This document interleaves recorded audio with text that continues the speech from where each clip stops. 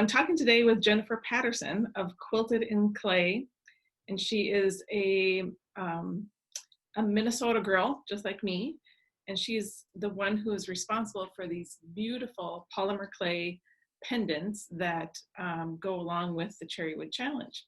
So how are you today, Jennifer? I'm good. I'm very good. Tell us where you are and about your studio behind you. Yeah, this is my studio. I'm in northwestern Minnesota, way up in the boonies. And this is my studio. You can see one of my walls behind me. There's 3 more like that. Oh my gosh, a lot of little bins of clays, I'm sure. And you do polymer clay, and explain to us how these are made. I make what are called millefiori canes. They are, they're kind of like, you know those sandwiches you make where you put a layer of bread, a layer of filling, a layer of bread, and then you take a slice and you have a striped sandwich?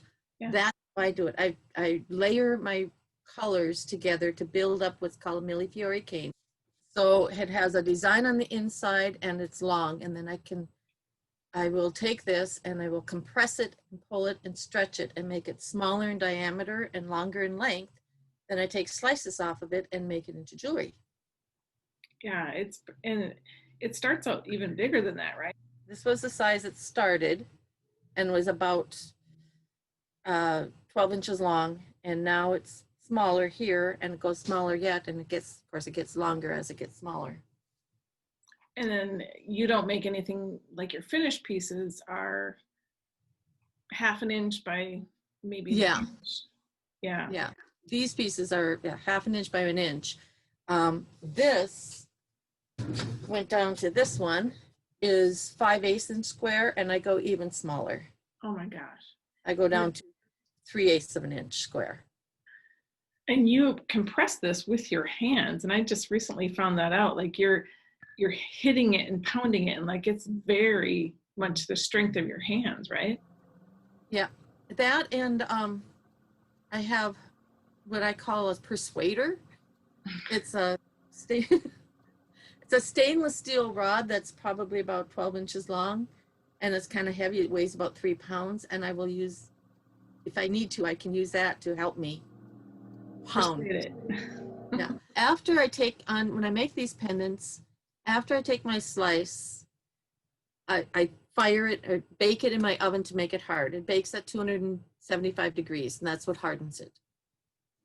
I put the little wire in it, and then it's flat. So I lay them on tiles, and I use what's called a UV resin, and it's liquid, almost like water, that I have to drip on and then let it sit and level out, and then it's cured under a UV light. That's what makes it very durable. Yeah. And what kind of metal do you use? The colored metals are niobium, which is a hypoallergenic element. It's actually not a metal, and it comes in a lot of different colors. I tend to be neutral with them because I don't want them to detract. And then the bail, which is this little piece that holds it onto the chain, is sterling silver. And I really like these chains that you picked out because they're not links, they're just smooth. Yeah, it's called a snake chain. Yeah. And yeah, it's smooth, and it lays nicely, and they're comfortable to wear. They're my favorites. I've tried other chains, and these are my favorites, so that's all I carry. It's just amazing how much detail you can have in some of these pendants. Like Lion King has been my favorite because you actually accomplish shading by layers. You mix your clays kind of like I mix dyes in gradation. Yep. And so you have to do a layer like of dark and then lighter and then lighter and then lighter, right?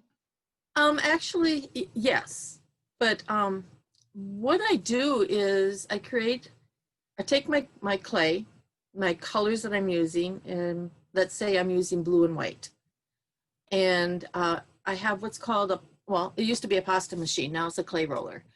And I'll roll out a flat sheet in each color and then cut it and put it together like a half square triangle. Then I take that and I'll run that through the pasta machine numerous times, maybe 20 times. And when I'm done, I have a long sheet that's shaded from light to dark. And I will take that and accordion fold it down into a slab that has shaded from light to dark. Okay. And that's what I will put into, like, in the line, you know, put that in as a shaded piece. So it's kind of like putting a puzzle together well, for the Lion King especially, and that kind of work. And isn't it interesting that you're doing shading and gradations with clay, just like I'm doing gradations with fabric and dye? Yeah, I know. That's cool. It gives the finished pieces more depth, so that it's not, the surfaces aren't so flat looking. Right. Which is same thing that your fabrics do. Mm-hmm. You have a lot of depth because you have the gradations and the suede look. And tell us about how you started designing a pendant for the Cherrywood Challenge. I have my story of how it started, but I want to hear your story. My story is I was vending at the Minnesota Quilt Show, whatever year that was, and you had just announced the Wicked Challenge. And I was looking at that and thinking, oh, that would be so fun to participate in. I wonder if Carla would mind if I made jewelry to go along with that. And then I trotted over and asked you. Yeah, that's pretty much my story too, because Yeah. I know you sew. You have a background in sewing, and you used to buy a lot of our hand-dyed rayon and make clothing. But, you know, you are concentrating on polymer clay, and I thought, well, that would be cool as a collector item to go with the challenge. So we have, now you're up to the 6th one, working on the Princess Diana challenge. Yeah. You can, Jennifer and I are both wearing all of the challenge pendants up until now. And I should also mention that she does matching earrings. Yep, I'm wearing mine too. So I'm wearing the Prince and Jennifer's wearing the Van Gogh. Van Gogh.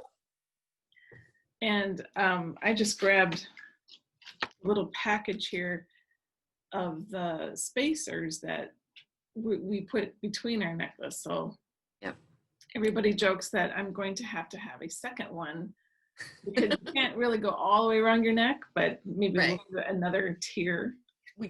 We'll figure something out. Yeah.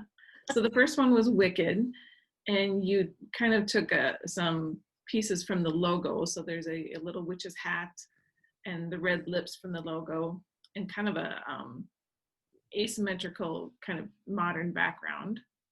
Yep.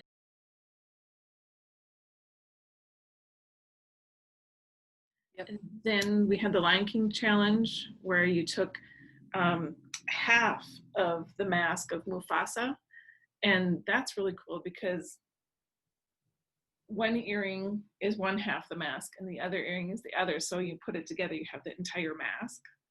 And that was kind of funny because I had a plan, totally different plan of what I was going to do for that. And the night I sat down and started working on it, it changed. 100% changed to what I ended up doing. And then I was originally going to do the whole face. But the way I work, I thought, well, I'll just do half the face and then I'll cut the cane in half and put it together to make the whole face. And I realized that there was too much detail in it. If I made the whole face and I made it small enough to make into the pendants and the earrings, you wouldn't see the detail. So I just left it the half face. Yeah, I love it. Yeah, that one was, I think that one and the Van Gogh, I think, were my favorite challenges to do. Yeah, tell us about the Van Gogh one, because I know you had to give that a couple tries, right? Yeah, I took that apart and put it back together a couple of times.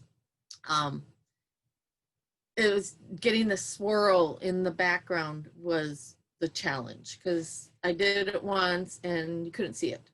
And I knew you could see it. And then I did it a second time, and that cane just got bigger and bigger and bigger. And when I was done, originally the size was 4 inches by 6 inches by 3 inches tall. That was huge for me to then have to compress and stretch, and but it was fun. I liked the way it ended up. Yeah, I ended up with a lot of it, so I will have that for a while. Then we had the Prince Challenge, which is the Yeah. ear that I'm wearing. And that one, you took the treble clef from the musical scale. Yeah. And if you look really close, there's little teeny tiny black notes in there, right? Right. Yeah, they ended up really tiny. I thought they were going to end up bigger, but when I'm putting this together, it's hard to envision what it's going to look like when it gets small. Well, it's amazing that you can't think like a painter. You're not thinking of this kind of surface. You're thinking of 3 dimensions. three-dimensional tube. Like Yeah. it's a totally different way of thinking. Sometimes what's in here and what I see originally isn't how it ends up after I've reduced it down, and just how it works. And then the Bob Ross challenge, that one's really cute. You took a painter's palette with little drops of paint and then Bob's paintbrush. And you also put a colored bead, on the pendant. So each one is consistently, they all look nice together. The challenge jewelry, I try to keep it all consistent sizes and consistent looks so that we have a collection. Yeah. Yeah, and people, not just the artists who do the challenges, of course they'd love them because they're collecting them. Yeah. But it appeals to everybody, especially ones like the Van Gogh and the Lion King. It's Lion King fans have been buying them. Maybe they're not even quilters. So yeah, and the Van Gogh, the sunflower on the Van Gogh appeals to a lot of people from a lot of places because people love sunflowers, and they don't associate it with Van Gogh unless it's funny. I'll be at a show and someone will be looking at it and they'll say, "Oh, well, this reminds me of a Van Gogh painting." Yeah, which is we're supposed to. because that was my goal. Yeah, yeah, or the Prince pendants. The Prince Cherrywood Challenge really kind of stepped over the line of just for quilters because it brought in just Prince fans that really maybe didn't even know that the quilting world had become so artistic. And that was cool to see Prince fans coming to a quilt show specifically to see the quilts and then seeing your earrings. And, Prince fans collect anything Prince in purple. So it sold a lot to just musical fans. Yep. And now the Diana challenge, I have an idea. I've worked out the color recipes, but because I start out with solid colors and blend them together like paint to make custom colors. Well, luckily we extended the deadline for you too. So. Yeah, I know. Yeah, because of the pandemic, the deadline was supposed to be July 1st, and we usually premiere the quilts at the Houston Festival, which of course has now gone virtual. So you really try to get your pendants all ready to go for Houston so that we can have the collection there. I tried to have them done and ready to go for when you launch the challenge. Yeah. So now we've extended the challenge to Thank you. The end of December 31st, so people have a chance to catch their breath during the pandemic. And we are still going to launch the traveling exhibit at Houston, but that's not going to be till 2021. So you actually have a little bit of time. I'll try to get it done beforehand. Yeah. But it's always nice to find yourself with a little more time to breathe because it's got a lot going on right now. Yeah, there's a lot going on everywhere. Yeah. However, not traveling, have you found that it's kind of, on the one hand, it's kind of nice to not have to be worrying about packing and traveling and schlepping your stuff? Oh yeah. But on the other hand, that's where our customers are. So exactly, it's hard to find your customers online. I launched a new website, but how do I let my customers know that? Unless it's for my newsletter, but I'm finding that to be a challenge. Yes, very challenging. It's jennypatdesigns.com. Although if you use quiltedandclay.com, it will take you to the new website. So Okay. it's both. Quilted and Clay has become a line that I make, a product line, instead of my business name. Yeah, I'll make the pins, the brooches, and the ornaments, the bigger pieces I will shape. I will take a slice off that cane and then shape it by hand and then fire or bake it to make it hard. So it is three-dimensional. You just came out with a birch With, tree. mhm. It's I just gorgeous. I did 2 birches. The first one is almost sold out. And that was like a spring version. And then I just finished the fall version of the birches. Oh, okay. So, and then they're both on my website. And Oh, these, the pixelated. yes, the pixelated ones I think are so cool. Yeah, those turned out really cool. So I think I did those in 4 different colors. And they matched the cherry wood fabrics. It was funny. It's like we think alike. Yes. And you, if people remember you from the quilt shows, you were always demonstrating in your Yes. booth, which was really interesting because people look at a detailed pendant like this and they really have no clue in what goes into it. How does it become this small? And Yeah. I found that demonstrating helped. It was easier to show and tell than it is to just tell. And it just helped people visualize how these are made. thanks, Jen, for chatting with me today. It was nice to see your Anytime. face. And hopefully we can do another road trip next year or two. Anytime. It's a lot of fun. Thank you for having me. You're welcome.